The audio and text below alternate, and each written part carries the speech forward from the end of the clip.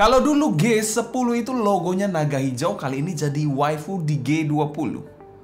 Kalau G10 itu warnanya hijau yang maskulin banget ya, sangar banget. Kalau di G20 malah jadi pastel-pastel gitu. What the? Apakah ini monitor ini akan menjadi ini monitor absurd ataukah works? Without any further ado, kita langsung bumper dulu.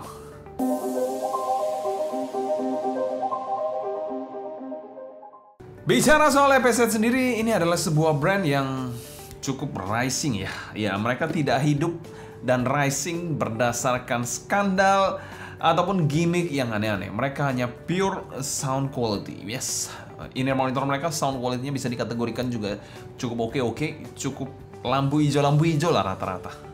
Dan tidak terlepas apakah in-ear monitor gaming satu ini juga sama. Karena kemarin kita sempat bahas G10 ya, itu yang pertama, rilisan pertama mereka cukup oke, dan kali ini ada penerusnya yaitu G20. Untuk drivernya sendiri dibekali dengan silikon PU Composite Dynamic Driver 10 mm. Dan bicara soal gaming, sebenarnya single dynamic driver aja sudah cukup, jadi nggak perlu yang aneh-aneh banget ya. Untuk gaming aja sebenarnya 10 mm dynamic driver aja saya rasa akan cukup proper, cukup oke lah untuk memenuhi gaming needs untuk kalian para gamer. Dan yang uniknya di dalam paket penjualannya diberikan dua buah kabel, yaitu kabel USB-C dan kabel 3,5 mm yang analog dan juga digital ya. Jadi ada dua pilihan di situ, di mana keduanya detachable, di mana yang kabelnya yang untuk USB-C ada sebuah mic dedicated yang enak banget buat kalian para gamer yang untuk streaming ataupun untuk mungkin dengan grup chat kalian ya bisa terkoneksi di situ juga. Dan untuk sensitivitasnya, in-ear monitor ini ada di angka 100 dB dengan impedance 32 ohm. Dan kita mau thanks berat untuk EPZ sebagai sponsor video review kali ini. Semua link pembelian saya taruh kolom deskripsi di bawah buat kalian tertarik, dan 100% review ini adalah opini pribadi saya.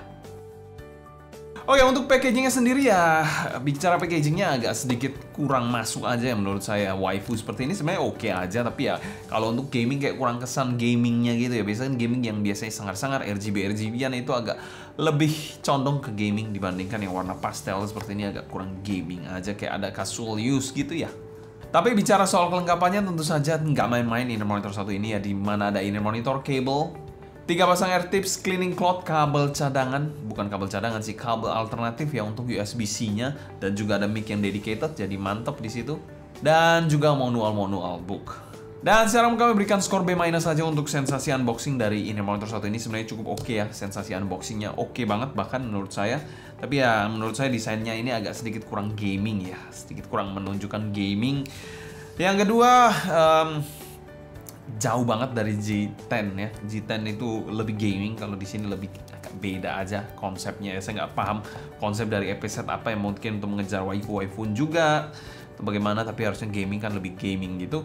Yang kedua yaitu kelengkapannya, ada satu yang kurang yaitu pouch, dimana kalau G10 dulu memberikan pouch walaupun nggak ada kabel cadangan ya, kabel USB-C nggak ada, tapi diberikan pouch. Ini menurut saya juga salah satu good edition yang mesti ada di dalam setiap in-ear monitor.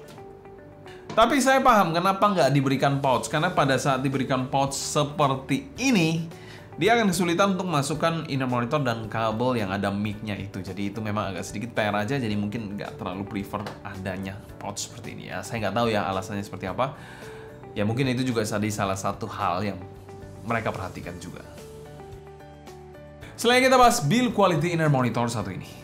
Oke, untuk build quality-nya sendiri berbahan resin ya di sini dengan warna biru pastel di unit kita yang unyu-unyu banget, dan ada beberapa pilihan warna juga yang bisa kalian pilih ya. Untuk nozzle-nya sendiri berbahan metal ya. Di sini kalian bisa lihat aja sudah ada lips dan filternya. Kita ukur sama-sama untuk nozzle-nya ini berapa. Sekitar 5,5 mm ya untuk nozzle-nya ini, dan terdapat satu buah fan hole yang cukup besar di bagian belakang di sini. Yes, berbahan metal juga. Untuk faceplate-nya sendiri ya sayang aja di sini polosan dengan logo kecil ya. Ini logo gamingnya ya, tapi gaming kok gambarnya pastel di belakang, agak kurang masuk aja ya menurut saya dengan logo EPZ yang semuanya berwarna silver. Untuk kabelnya sendiri kabel dual pin yang universal ya. Di sini bahannya metal jadi oke banget, dengan air hook yang preform transparan seperti ini, dengan kabel silver plated OFC, dan yang kabel satunya juga OFC juga, jadi dua-duanya OFC ya. Covernya berwarna silver dengan mic 3 tombol di sini ya. Kalian bisa lihat aja. 1, 2, dan 3. Ada 3 tombol. Jadi yang kabel USB-C-nya juga ada mic-nya. Jadi di sini juga ada mic-nya. Jadi lengkap ya di sini ya. Untuk kalian menggunakan berbagai macam occasion. Chain slider jelas tidak ada di sini dan splitternya berbahan metal ini ya guys. Bagian bawahnya adalah 2 strand twisted yang rapih. Dan feel kabelnya sendiri mengarah ke lentur dan rada tipis sih kabelnya di sini ya. Jacknya sendiri adalah jack straight plug 3,5 mm 4 pole. Jadi perlu kalian perhatikan untuk colok berbagai DAP harus diperhatikan karena mungkin nggak semua DAP akan kompatibel. Secara build quality kami berikan skor B+ ya. Secara housing sendiri ya masih acceptable lah untuk build seperti ini ya. Kabelnya cukup oke di sini. Ada 2 pilihan kabel juga yang oke juga menurut saya. Tapi yang menurut saya agak sedikit kurang yaitu desainnya agak terlalu polos dengan warna pastel seperti ini. Nggak ada kesan gaming sama sekali. Menurut saya ini hanya untuk casual use aja ya. Kalau dari segi desain ya, tapi bukan untuk peruntukannya. Kalau segi desain menurut saya seperti itu. Kalau dari bahasa desain ya mungkin terlalu casual aja untuk gamer ya, yang biasanya suka yang sangar-sangar, yang garang-garang gitu ya. Dan kabelnya ini nggak modular ya, di sini 4 pole ya, 3,5 mm yang mungkin agak sedikit bermasalah pada DAP tertentu seperti DX160. Itu pas ada dicolok kabel jack seperti ini ya, itu bisa kehilangan salah satu sinyalnya. Jadi itu perlu kalian perhatikan, tapi rasanya sekarang DAP-DAP sudah mengakomodir hal tersebut. Saya juga nggak tahu ya, tapi yang lama-lama memang seperti itu, yang terutama yang ada 4,4 mm balance-nya atau 2,5 mm balance-nya. Biasanya 35-nya nggak mendukung 4 pole. Oke, untuk fitting dari Inner Monitor 1 ini housingnya bisa dikategorikan cukup normal. Ergonomisnya dapat di sini, ringan saat dipakai juga, dan kedap juga saat digunakan. Untuk pemakaiannya sendiri ada over-ear, regular fit seperti ini. Memang tipe pemakaian seperti ini rada snack dikit ya, dan bisa agak sedikit panas dalam jangka waktu pemakaian yang panjang. Tapi menurut saya masih cukup acceptable dan di telinga saya sendiri nyaman banget di sini. Kekedapan grip gak ada masalah sama sekali. Goyang-goyang gini pun tidak terkesan loose sama sekali. Dan air tips yang kita gunakan di sini adalah air tips bawaan dengan size M-nya ya di sini ya. Dan secara umum kami berikan skor A- untuk fitting dari Inner Monitor 1 ini, fitting yang oke banget. Untuk gaming oke, untuk mendengarkan musik mantap. Oke, selanjutnya kita bahas sound quality dari Inner Monitor 1 ini. Arah suara dari Inner Monitor 1 ini menurut saya dia memang agak mendekati harmonis gitu ya. Ya, memang agak mildy. Ya mungkin sedikit lean ke brighter dikit ya. Dan Inner Monitor 1 ini di boostingnya lebih utama ke bagian ya ada bassnya juga, lalu upper mid range ke bagian treble regionnya. Dan untuk di drive sendiri menurut saya Inner Monitor 1 ini bisa di drive menggunakan smartphone, tapi harus naikkan sedikit untuk volumenya untuk mendapatkan potensi maksimalnya. Kalau ada dongle dan DAP tentu saja akan lebih oke banget. Dan suara yang saya suka sendiri adalah neutral warm sounding Inner Monitor. Oke, bicara soal graph dari G20 ini, kalian bisa lihat aja di sini graphnya ini mengikuti Harman yang cukup garis keras ya di sini ya. Untuk bassnya sendiri bisa dikategorikan somehow align with my taste. Bass dari Harman biasanya cukup align with my taste juga ya di sini ya. Lebih main ke sub bass dibandingkan mid bass ya. Secara tekstur terasa dynamic drivernya oke banget di sini dengan impact yang oke dan punch yang pas. Tidak terkesan dark ataupun lebay sama sekali untuk bagian bassnya. Untuk rumble-nya pun masih dapat di sini good banget ya. Bass yang menurut saya cukup seksi di kelas harganya sih. Gak peduli gaming atau musik atau apapun peruntukannya, jelas secara kualitas bassnya ini oke banget ya. Memang bukan yang terbesar ataupun yang gendut banget sampai diabetes gitu ya, enggak ya. Tapi somehow bassnya ini versatile dan asik aja diajak macam-macam genre. Untuk kualitasnya sendiri oke punya, bersih, cukup cepat dan terkontrol. Tuningan bass yang menurut saya di sini pas banget ya, main lebih ke sub bass, oke banget. Untuk selera saya sih gini-gini aja sudah oke banget ya. Mungkin kalau saya mau protes sedikit kurang apa ya? Agak dry mungkin ya, agak dry sedikit bassnya ya, mungkin kurang las sedikit, kurang tebel, kurang pulen dikit lah. Ya mungkin gitulah gambaran saya. Oke, untuk bagian mid range-nya ini bisa dikategorikan pas, nggak mundur-mundur banget secara bobot. Cukupan, walaupun saya prefer kalau male vokalnya sedikit lebih tebal dan las sedikit ya. Masih memberikan male vokal yang bening di sini, tapi ya dengan artikulasi yang baik. Emang bukan yang mainnya ke tebal warm nyantai gitu ya. Tapi mainnya ini lebih ke clarity dan juga ke detail-detail gitu ya. Dan overall memang rada netral untuk male vokalnya dengan detail dan presentasi yang menurut saya asik-asik aja sih di sini. Kalian bisa lihat aja di sini, cukup pas aja di sini menurut saya. Lanjut ke bagian female vokalnya di lagu Norah Jones dipresentasikan dengan lively, hidup, baik banget ya di situ ya. Terasa bening walaupun agak sedikit dry di sini. Tapi tetap terkontrol dengan detail yang menurut saya mantap. Untuk shoutingnya bisa agak sedikit nyerempet-nyerempet pada volume tinggi ya, karena kalian lihat di sini ya, dia cukup main di sini, cukup tinggi di situ ya pegunungannya. Mungkin karena boosting upper mid range sini agak sedikit bikin dia shouty dikit ya. Tapi overall midnya di render dengan well done banget, kayak stick yang tinggal disantap aja. Oke, dari grafnya sendiri terlihat pegunungan Jayawijaya. Oke, kita bahas sekarang treble-nya sendiri gimana ya. Dari treble-nya sendiri terasa energinya tapi tetap terkontrol. Simbol crash-nya terasa energinya tanpa terkesan nyemprot ataupun nyerang. Untuk violinnya juga demikian dengan tekstur yang oke dan dapet banget feel-nya. Tapi bisa bikin fatigue sedikit karena ada decay-nya ya di bagian ujungnya. Dan bikin treble-nya ini agak sedikit pedas pada bagian akhir attack-nya. Dan sisanya sih menurut saya nggak ada masalah. Si balance-nya ini perlu diperhatikan ada ya. Karena resonance peak-nya di sini ya. Di 8K-nya di sini cukup menggila di situ ya. Jadi perlu kalian perhatikan menjulang ke langit. Jadi ya bisa agak sedikit sibilance juga. Dan secara keseluruhan tonalitas dari G20 ini solid lah, solid banget. Ini menarik. Menurut saya buat musikan mantep banget. Walaupun bisa buat gaming, menurut saya musikan sudah centang hijau. Kalau buat gaming harusnya juga centang hijau lah. Oke, selain kita bahas teknikalitas dari in-ear monitor satu ini. Presentasi dari in-ear monitor satu ini hal pertama yang tentu saja kita notice yaitu bagaimana tuningan dari in-ear monitor satu ini. Tuningan dari in-ear monitor satu ini menurut saya pas ya, alias oke banget. Dimana presentasi ini bisa dikategorikan cukup lively dan lengkap.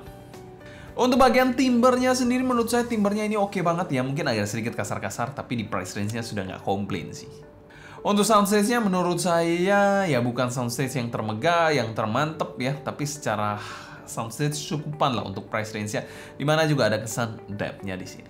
Untuk resolution overall, detail, micro detail semua tersampaikan dengan baik, clarity-nya pun nggak ada kesan mendem-mendem sama sekali di in-ear monitor satu ini, semuanya keluar dan lepas. Bicara soal separasi imaging dan positioning, in-ear monitor satu ini menyajikan semuanya dengan sangat baik ya. Jadi tidak terkesan lengket-lengket juga untuk separasinya. Instrumen-instrumen dan vokal bisa terpisah-pisah dengan sangat baik di sini. Bicara soal imagingnya ada kesan layering-nya dengan gambaran sedikit forward ya presentasinya. Bicara soal positioningnya juga precise banget di in-ear monitor satu ini. Dan sekarang kami berikan skor B+ untuk teknikalitas in-ear monitor satu ini. In-ear monitor yang good banget menurut saya di price range-nya. Tidak mengecewakan jika dibandingkan dengan G10. Oke, selanjutnya kita bahas G10. Kita masih pegang ya G10 ya. Salah satu in-ear monitor dari EPZ untuk gaming yang menggunakan Harman juga di sini. Kali ini ada penerusnya G20. Bagaimana perbandingannya kita bahas aja sama-sama. Oke, kalau kita lihat dari fisik sendiri G20 dan G10 ini ya, secara fisik hampir-hampir mirip aja untuk bahannya ya. Walaupun secara desain di sini lebih garang, di sini gold, hitam ini kan silver yang agak pastel aja, menurut saya agak sedikit kurang aja ya untuk desain gaming seperti ini. Lebih cocok yang ini sih, G10. Kalau bicara soal kabel, lebih tebal di G20 dibandingkan G10 ya. Kabelnya lebih tipis dan lebih gampang kriwil-kriwil alias keriting. Untuk G20 lebih tebal dan lebih lentur aja sih dibandingkan G10 yang lebih kurus, kering, kurang gizi seperti ini kabelnya. Oke, dari graf sendiri yang membedakan G20 dan G10 ini adalah upper treble-nya. Kalian bisa lihat identik semua ya. Cuma yang membedakan di sini G10 ini ada lebih boosting ke bagian upper treble-nya, dimana G20 ini lebih turun dikit di bagian upper treble-nya. Secara suara sendiri menurut saya dari bagian bassnya sendiri mungkin cukup identik ya. Tapi somehow yang saya rasakan G20 ini sedikit lebih smoother di bagian bass region-nya. Untuk mid-nya juga sama identik ya. Cuma kalau misal mau nitpicking sedikit, G20 ini sedikit lebih forward bagian mid-nya ya. Tapi dikit aja, lebih forward dikit aja. Jadi memang nggak jauh-jauh banget bedanya gitu, nggak. Untuk treble-nya juga mirip-mirip aja, cuma di G10 G10 ini ya somehow sedikit lebih agresif dan lebih simmering pada simbol crashnya dibandingkan G20. Teknis 11-12 sih menurut saya. Cuma imaging dan resolusi menurut saya a little bit better di G20 ini. Ya mungkin memang turunkan sedikit di bagian upper treble ini memberikan efek yang ada sedikit perbaikan. Tapi ya kalau kalian punya G10 upgrade ke G20 menurut saya nggak terlalu worth it sih ya. Jadi kalau kalian sudah punya G10 nggak usah upgrade ke G20. Kecuali kalian belum punya, upgrade ke G20 aja. It's okay, it's good, better option. Tapi ya not langit bumi yang upgrade-nya harus wow ini harus upgrade enggak. Jadi kalau kalian sudah punya G10 nggak usah upgrade lagi sih. Itu pendapat saya. Oke, selanjutnya kita bahas pro dan cons dari inner monitor saat ini. Cons dari inner monitor saat ini yaitu dia no case ya. Menurut saya itu salah satu hal yang mungkin agak sedikit kurang aja ya. Apakah deal breaker banget? Sebenarnya nggak banget sih. Cuma ya kalau ada case kan lebih oke ya. Untuk pro-nya dari inner monitor satu ini yaitu diberikan dua buah kabel USB-C dan kabel 3.5, yaitu nicely done banget, sebuah good additional banget untuk inner monitor satu ini. Pro yang terakhir yaitu suaranya ini oke banget untuk sebuah inner monitor gaming. Dan untuk value for money di angka 700 ribuan kami masukkan pada kategori good value dan kami berikan skor B+ untuk inner monitor satu ini. Inner monitor yang mantep banget dengan menggunakan basically foundation dari Harman.